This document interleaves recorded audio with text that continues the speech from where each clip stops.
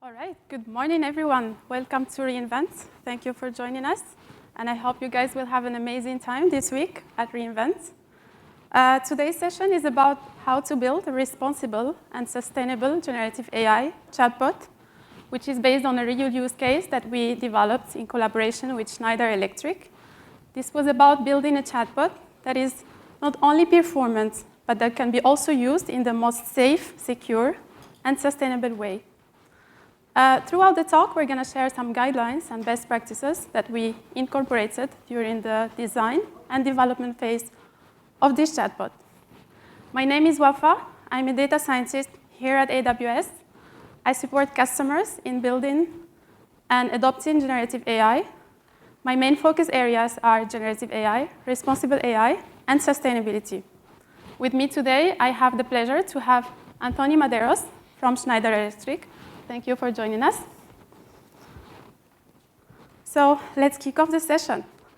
And let's start with the global picture. So I would like here to share with you an overview on generative AI so that you can hopefully understand what is specific about this technology and how generative AI models work, and also what makes them different from traditional machine learning models.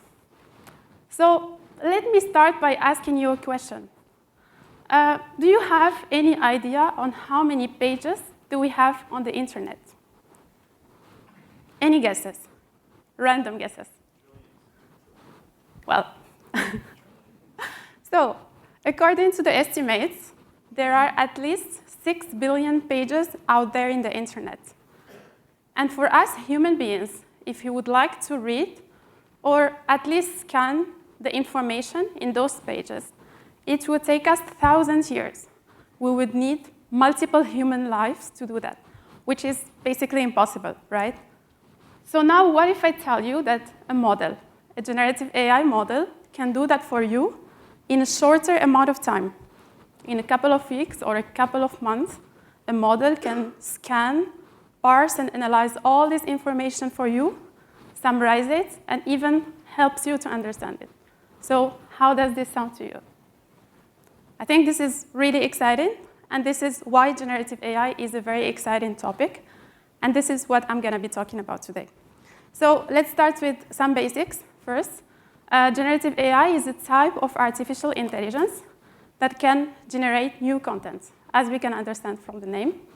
This content can be images, text, videos, ideas, stories, so many things. So for instance, all these images that you see here are generated by a model. So there is a model that was asked to generate a picture of a funny dog wearing sunglasses, and this image came out. Generative AI applications are mostly powered by what we call foundation models, or large language models, which are very large models that were trained and learned from huge amounts of data. They also contain billions of parameters. And this makes them able to do a lot of things. They can perform a variety of tasks. They can automate some of our most boring tasks. They can summarize information for us. I'm sure you most probably used chatbots in your daily life. So generative AI chatbots are also one of the most common and popular applications of generative AI. And today we'll have an example of that. But there is much more than that, because generative AI is transforming multiple industries, and even the way how companies operate. We have seen impactful applications of generative AI, and our customers in the healthcare sector, in the education sector, in the telco sector, financial services, they are all using foundation models to reshape and transform their businesses. And we are still in early days. We think that there is much more things to come. With all the diversity of foundation models, we think that there are even bigger opportunities for our customers to create more value, to find new ways to automate their processes, to improve productivity, and so many more.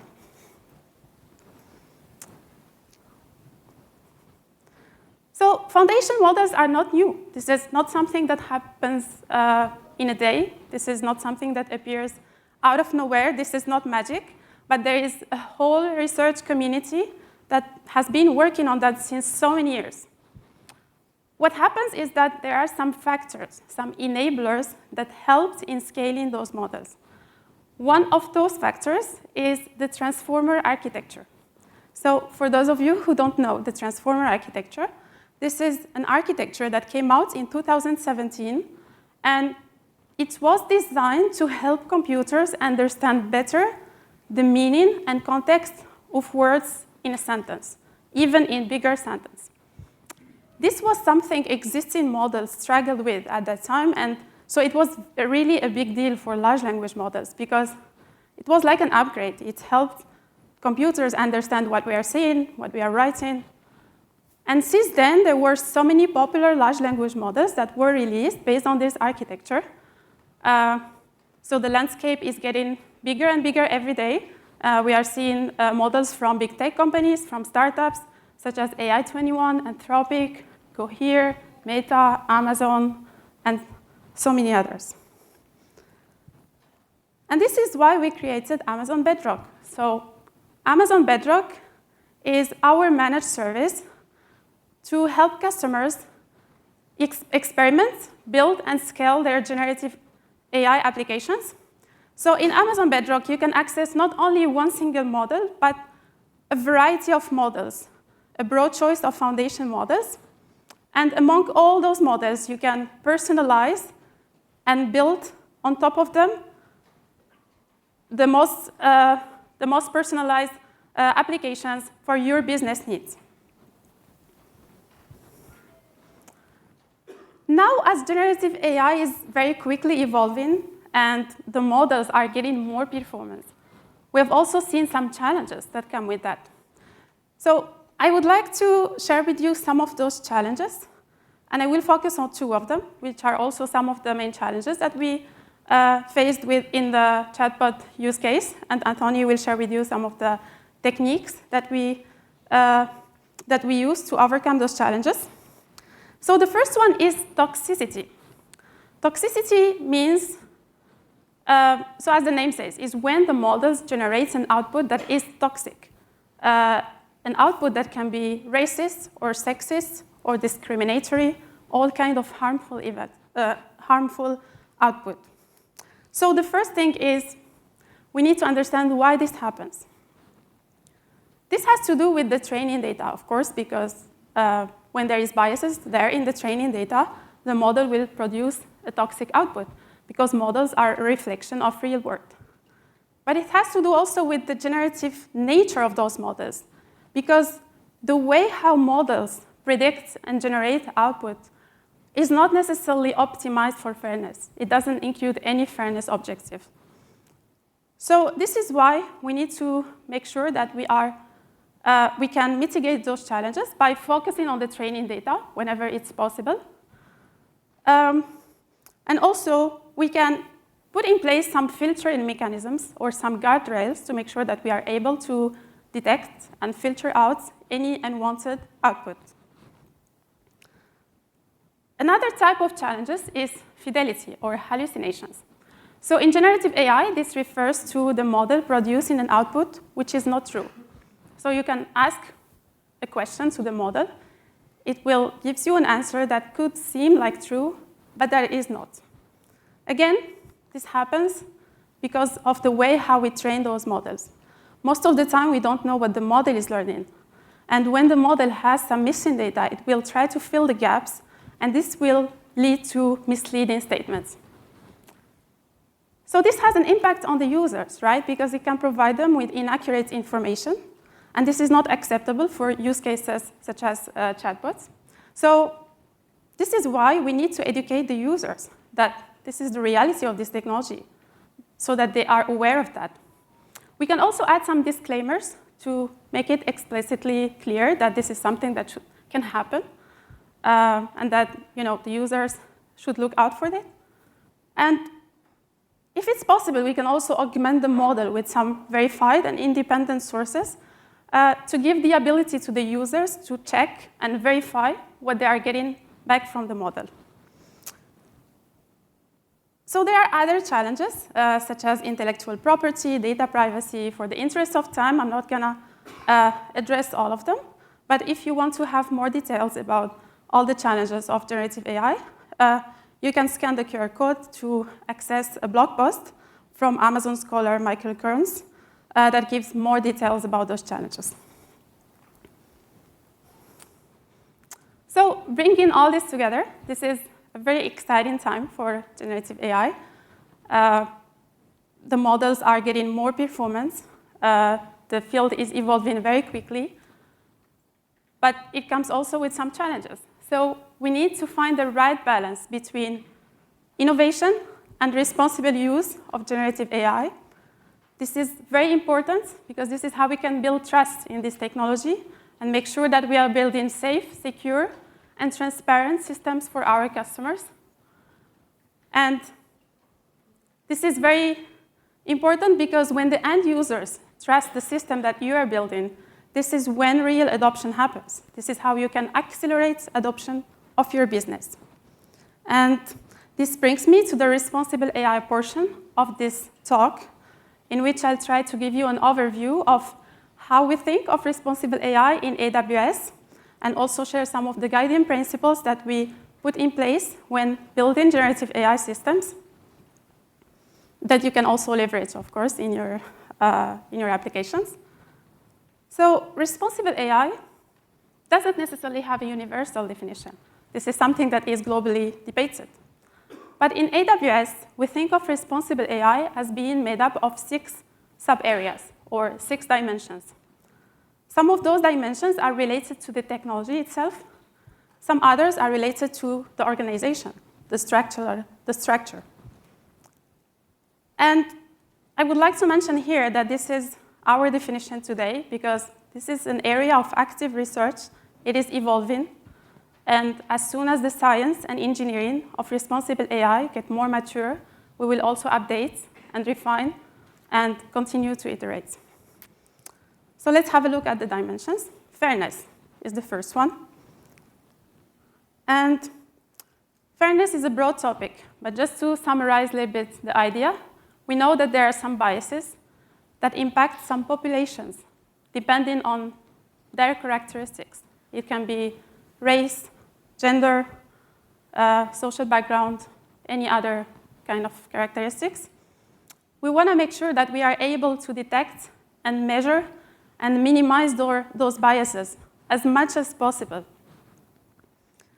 Now, what fairness means to you is very important. The way how you define fairness will depend on your business, on your sector, on your use case, on your applications. There are so many factors that should be considered here, and we would like our customers to really think about that, so that hopefully we can build some systems that are harm-free, that we are not causing any harmful disparities across populations because of an AI system. Explainability is about being able to understand the logic or the rationale behind the decision of the model. And this is very important for our customers because they want to understand the justification. They want to have a justification for the output of the model, for why the model has made such a decision. And it's also even more important for the ones with compliance requirements. So this is why we try to help them as much as possible, at least to avoid the black box thing. And we put in place some mechanisms for that will be shared by Anthony in the use case part. Robustness is about being confident that the model is reliable, is operating as expected, that is accurate. The interesting part is that there is always, usually, a trade-off that comes into place here. Because most of the time, you try to build a system that is fair, you try to reduce bias in your system, and at the same time, this will make your system less accurate. So this is okay, you should be willing to accept that. You don't always need the absolute performance. You don't always need the optimal performance. Sometimes it's okay to prioritize an acceptable performance over an optimal one in order to have more explainable and more fair systems.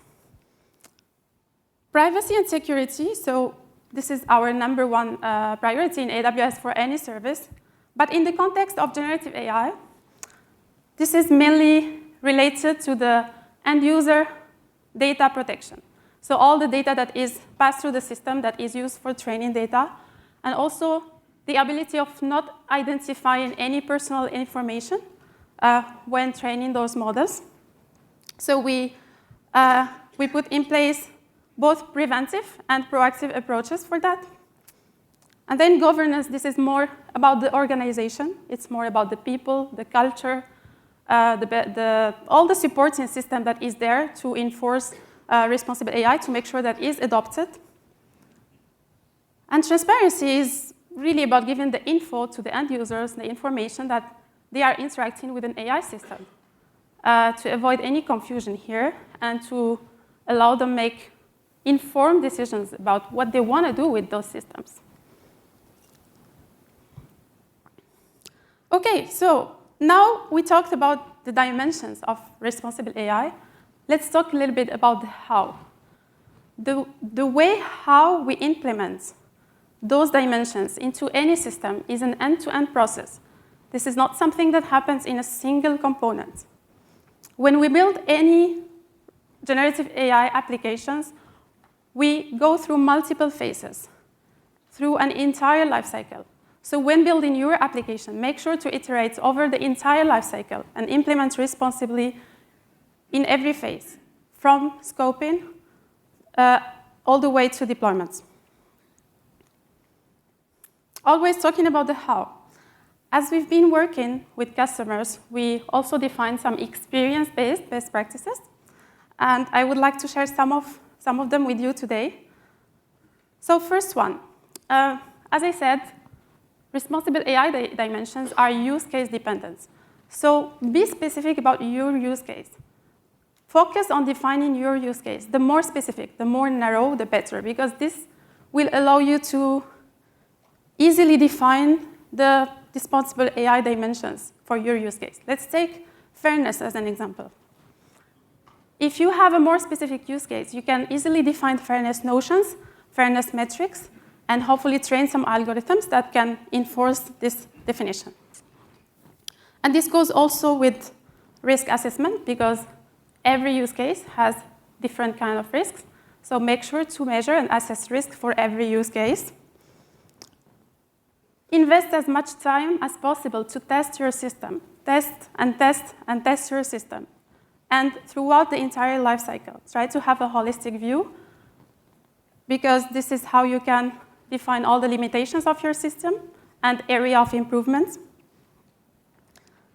And also governance policies. So having clear governance policies are very important to assign responsibilities, assign accountability, and make sure that responsible AI is adopted by all the stakeholders and engage and encourage them to be engaged in that process.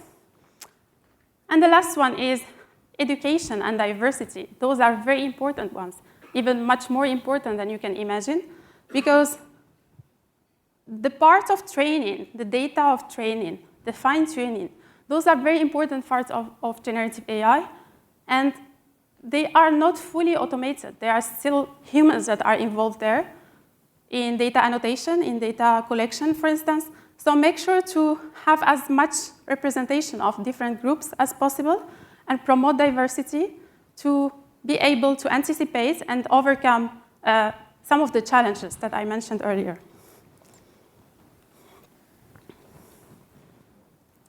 So those best practices will continue to evolve, and maybe some new challenges may emerge. We know that we don't have the answers for everything. This is why we work alongside others to keep addressing those challenges, to develop new solutions and new approaches. And we are actively engaged with global organizations and global standards, such as ISO and NIST. And we also come up with a risk assessment framework that is in line with those standards. So this is a 4-step framework to conduct risk assessments, and I will briefly walk you through each of those steps. So the first one is you have to start by identifying the type of risks that you have in your system. So describe the possible risks of your system, and also the stakeholders that are possibly impacted by those risks. So for instance, if you are developing a chatbot, and you think that there is a risk of hallucination, try to narrow the space of this risk as much as possible. And also try to understand who are the stakeholders that are impacted, that are involved in that. With that, you can quantify or measure the likelihood of this risk. So for instance, you can measure that in terms of how severe is the risk, how likely is to happen, what is the impact, and so on. And this will allow you to move to the next step, in which you can assign a level of risk. You can rate these risks to have a sort of a priority matrix that will give you an overview on all the high priority risks within your organizations. And based on this priority matrix, you can take action to treat the risks. And of course, the story doesn't end here, because once you've taken actions, once you treated the risk, you need to keep a close eye and monitor your system to make sure that whatever action you have taken is still there, operating as expected. OK, so we have talked so far about responsible AI dimensions, but there is another important aspect that is very important for us, which is sustainability. AI models are evolving in capabilities, but their size is also evolving. So it's very important to make sure that we are addressing their environmental impact. So first thing, when we talk about sustainability in the cloud, in AWS, we usually refer to all this effort that is focused on reducing the energy and improving the efficiency across all components of a workload. And we have a reference tool that we use for that, which is the well-architected framework. So this is a tool that can help you apply cloud best practices for your specific situations. Traditionally, we had 5 pillars in this framework, in the well-architected framework, which are security, reliability, cost, performance efficiency, and operational excellence. And we have also added a sustainability pillar to provide a way to our customers to benchmark their sustainability best practices, to benchmark their architectures against sustainability best practices, and help them in achieving their sustainability goals. And we have also published recently some guidelines for how to optimize generative AI workloads for sustainability that you can access through this QR code.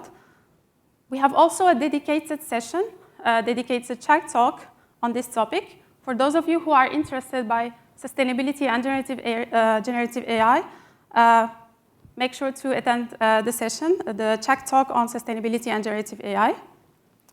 And with that, I will hand it over to Anthony to share with us more insights on the use case.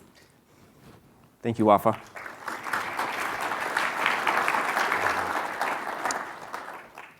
I'm Anthony Medeiros. I've been with Schneider Electric for 17 years now. 7 of those years of my tenure have been on the North America AI team, and I currently lead a team for solutions engineering and architecture.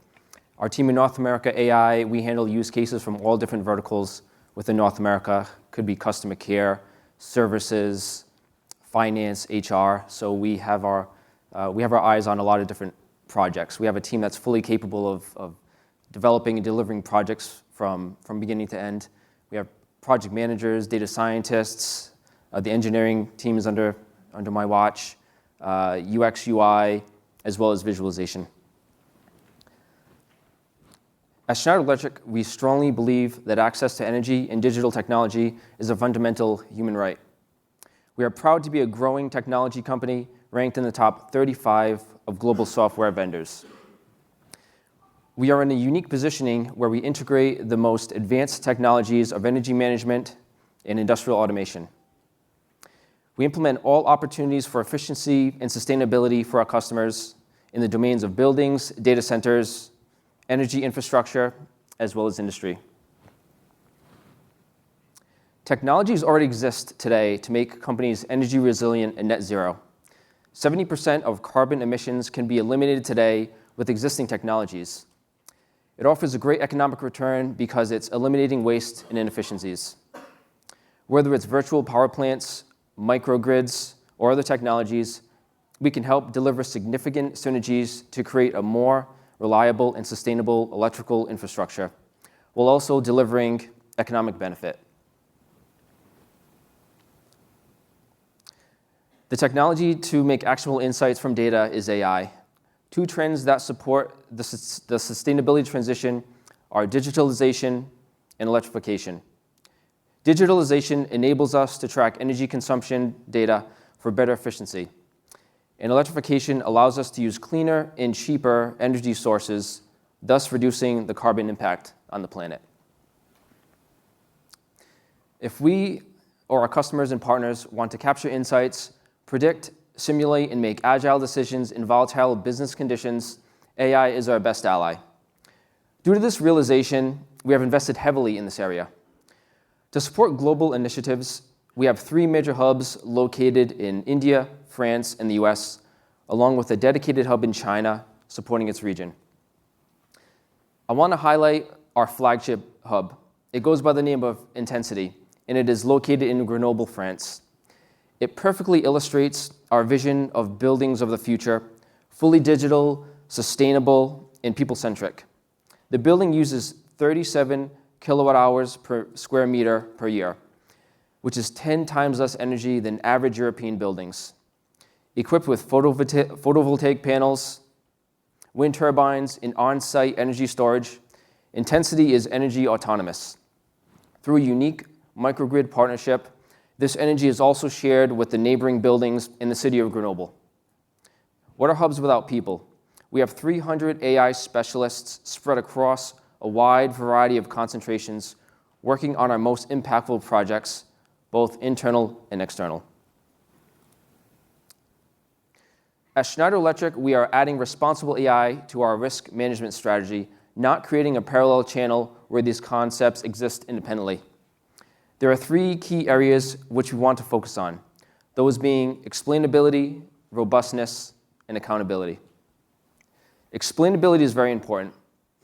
A lot of us have been in situations where traditional modeling results are questioned, neural net outputs are scrutinized, and it is no different in the generative AI space. In fact, we believe it is even more important now. One way explainability can be achieved is through chain of thought reasoning.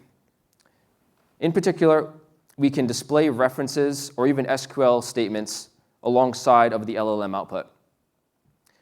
Robustness. This is being resilient in the face of threats, coping with heavy workloads, and the ability to scale out. Strong architecture, the right monitoring mechanisms, and extensive testing all play a part here. Holding well-architected reviews with AWS helps us to identify areas for improvement. Using a service like CloudWatch, we can aggregate resource metrics and build dashboards to track health, as well as trigger alerts when critical thresholds are met. Accountability. How do we deliver content responsibly? We do this by getting our experts involved and not developing these solutions in a vacuum. We believe data scientists, AI engineers, domain experts, stakeholders all need to be involved and feel like owners in the process. We design our project teams to be multidisciplinary and hold regular cadence with business stakeholders to ensure we're setting proper expectation and meeting everyone's goals where possible. One example of this, a knowledge bot for our customer care agents. It is the product of the responsible AI principles we follow. This has led to a 40% reduction in time to serve for our customers, as well as more consistent responses from customer to customer. Oops. Let's see.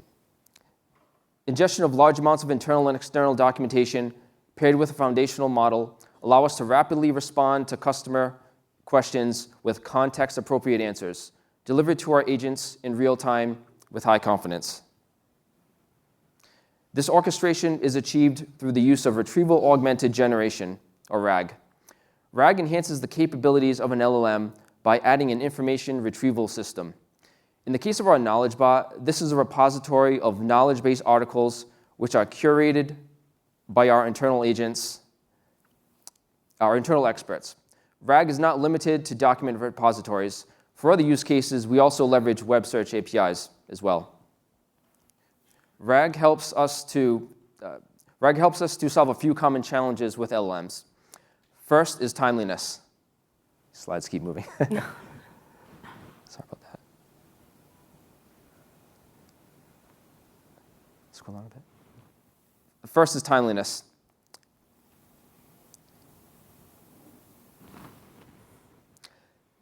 LLMs are trained on a set of information which can quickly go stale soon after training. RAG overcomes this by pulling from a trusted source of information so that the LLM does not have to impute information. Second is hallucinations, or knowledge extrapolation. When a foundational model is lacking its knowledge, typically the LLM will attempt to fill in the gaps with its own creativity. Again, we want to reduce this by leveraging the internal source of information that we have collected through the RAG architecture. How about fine-tuning? So why not train our own model? Well, it's extremely expensive to do so, and the gain in performance won't necessarily outweigh the cost or overcome the maintenance. How about fine-tuning? Adjusting the weights of the FM based on a Schneider-specific data set may not necessarily help us to overcome some of the challenges of training our own model. So what we find is that we can use the conjunction of RAG architecture as well as in-context learning through the context window of an LLM and be able to have the happy medium. Luckily for us, we use Bedrock and as well as Anthropic.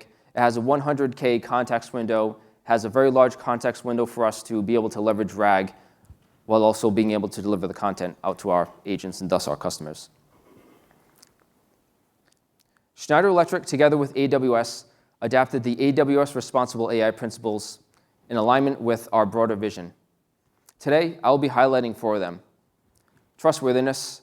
This includes the AWS pillar for robustness, which aims to have a reliable system in place to support repetitive inference, making sure that it performs similarly for similar requests. Toxicity and safety. This includes a pillar for fairness from AWS, but also extends to general harmful content, not restricted to minorities or ethnicities, but also to the content which can promote hate or violence. The key here isn't to enact guardrails in output filtering to make sure the model only responds to topics related to SE while preventing harmful output. Explainability aligns well with what Wafa described earlier. And domain knowledge expert. This is also referred to as human in the loop, making sure we have human involvement along the project lifecycle and beyond. Trustworthiness is built on a sound and reliable architecture, a curated array of input content from validated sources, and technology which can support search and retrieval tasks. To help build that trust, we are using retrieval augmented generation, partnered with chain of thought model reasoning. There are a few points of mention here. We have step functions to provide workflow orchestration, supporting the RAG preparation process. Vector embeddings are stored in OpenSearch. Central to the architecture is a conversational agent, which interacts with the requesting applications, triggering calls to the SageMaker endpoint in charge of handling the embeddings of the request, and finally, the call to Bedrock, where the prompt is executed and returned. Toxicity and safety. Using Bedrock, we can leverage foundational models like Anthropic Claude, which adhere to its constitutional AI principles. These principles guide their AI systems to generate useful responses while minimizing harm. Likewise, we rely on AWS to host these models in a safe and secure escrow account, giving us the peace of mind knowing our IP or data is safe from being transmitted externally. We have some video playing here. We're demonstrating that the model we have set up will not interact with questions that we don't necessarily want them to. Maybe in the future we'll train a model that will tell Schneider specific jokes, but we haven't hit that yet. Explainability. Reasoning through chain of thought not only helps to build trust, but also supports explainability. Furthermore, document references provide visibility to the method used by the foundational model to derive its answers, as well as the content used as part of its contextual input. Here's a demonstration of the chain of thought reasoning where we can see it stepping through the documentation as well as providing references.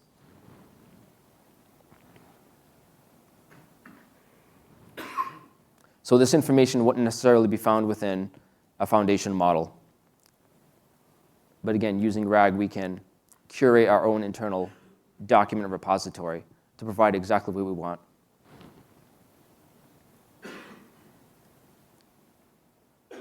Lastly is domain knowledge. Leaning on experts to vet answers ensures the output is staying consistent with reality. Even though the answers may look coherent, it takes a keen eye to gauge its quality, accuracy, and relevancy. Maybe it returned a one-time factually correct answer, but now it's outdated. Using SageMaker Ground Truth, we can stage our prompt output and gather feedback from our domain experts. Using that feedback, we can then tune the generative AI workflow to provide higher quality responses. As much as AI has the potential to allow us to be more efficient, it would be irresponsible to have a process devoid of human interaction. We have the thumbs up, thumbs down button alongside of the SageMaker Ground Truth labeling jobs to provide feedback. Thank you for listening. Feel free to find out more about Schneider Electric at se.com/AI. Thank you.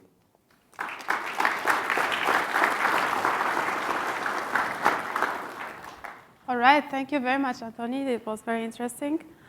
Before concluding, I would like to share with you some resources related to the session topic.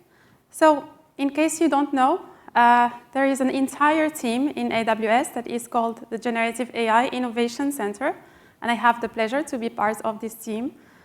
This is a team that is dedicated to support customers, accelerate generative AI adoption, and drive it to production. It's a global team of scientists, strategists, subject matter experts, and we work with customers across multiple verticals and sectors. So you can have more information on the team by scanning the QR code, but also feel free to reach out if you would like to have more information. I also wanted to share with you this blog post about the emerging challenges of generative AI. That could be an interesting read for you. I would like to highlight also some recent commitments where Amazon joined the White House and other technology leaders with some voluntary commitments to avoid any risk and handle any societal concerns about generative AI. So feel free to have a look and examine those commitments in the QR code. And there is also a link to our Get Started with Generative AI on AWS page that could be of interest for you as well. So this is my favorite slide of this session. I would like to give a big shout out to the team members behind this work that couldn't join us today. Ségolène Dessertine, Florian Félix, and Oscar Schnack, thank you very much for your amazing work. Thank you again, Anthony, for joining me today on stage. And if you have any questions, this is my email and Anthony's email. Feel free to drop us your questions. We would be more than happy to answer your questions and support you the best. We will also be in the coffee area and the entire week in area event. So if you would like to discuss, please feel free to reach out. Thank you very much for listening and enjoy the rest of your time.